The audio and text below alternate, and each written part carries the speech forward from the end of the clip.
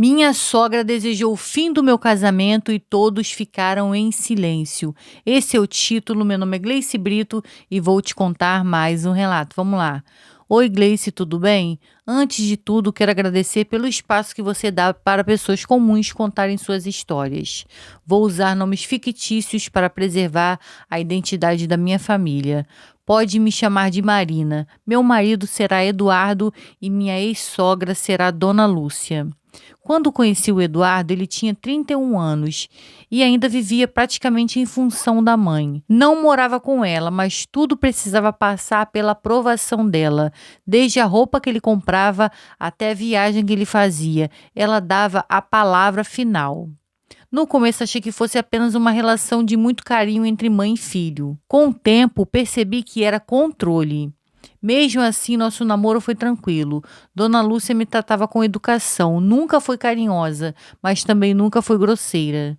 Tudo mudou quando o Eduardo decidiu me pedir em casamento. Ela não brigou, não fez escândalo e nem tentou impedir. Apenas começou a agir de uma forma muito estranha. Ligava para o filho várias vezes ao dia, perguntando onde ele estava e inventava problemas de saúde para fazê-lo correr até a casa dela.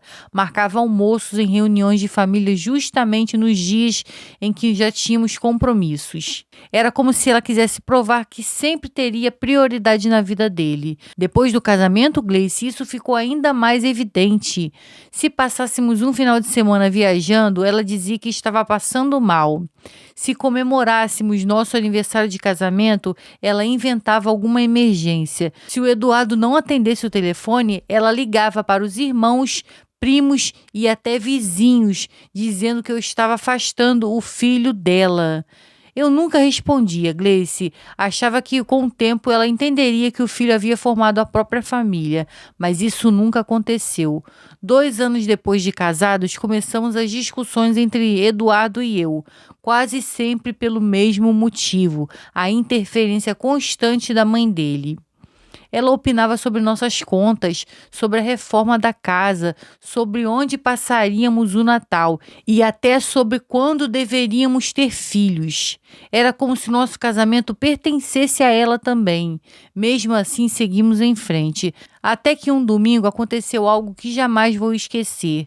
Fomos convidados para um almoço de família. No fim da tarde, enquanto todos conversavam na varanda, a tia mais velha do Eduardo me chamou para ajudá-la a guardar algumas travessas na cozinha. Quando ficamos sozinhas, ela respirou fundo e perguntou: Você acredita que certas palavras podem machucar uma família por muitos anos?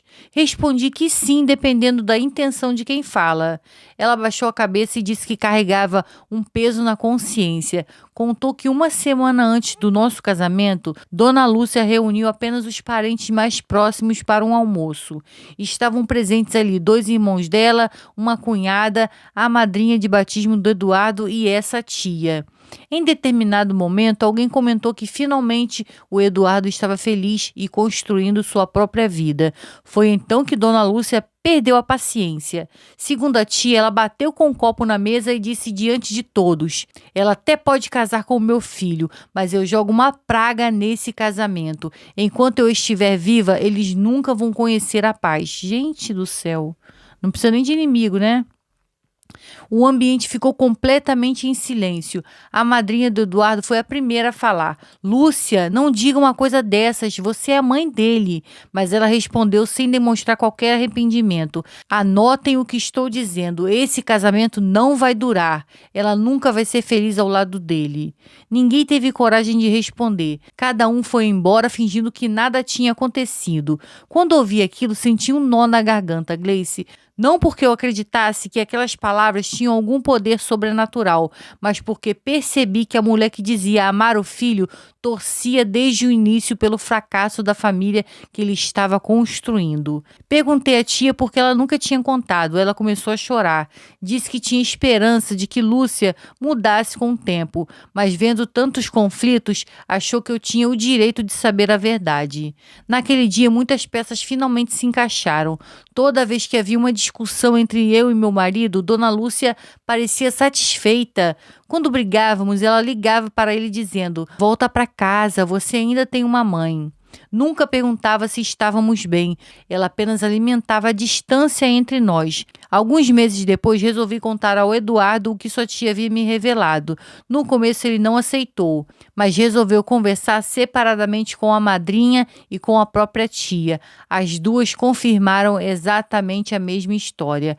Quando ele confrontou a dona Lúcia, ela não negou. Olhou para o filho e respondeu: "Eu falei mesmo, porque desde o primeiro dia soube que ela ia tirar você de mim." Foi naquele momento, Gleice, que ele percebeu que o problema nunca fui eu.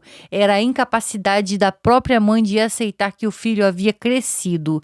Depois daquela conversa, decidimos estabelecer limites.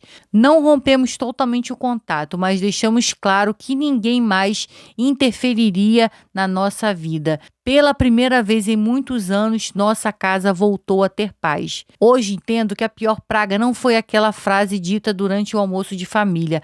A verdadeira praga era conviver com alguém que desejava diariamente o fracasso do nosso casamento. Obrigada, Gleice, por ler minha história. Espero que esse relato ajude outras mulheres a perceberem que nem toda família aceita um novo membro com o coração aberto e que às vezes a melhor forma de proteger um casamento é aprender a impor limites, mesmo quando isso significa desagradar quem deveria torcer pela nossa felicidade.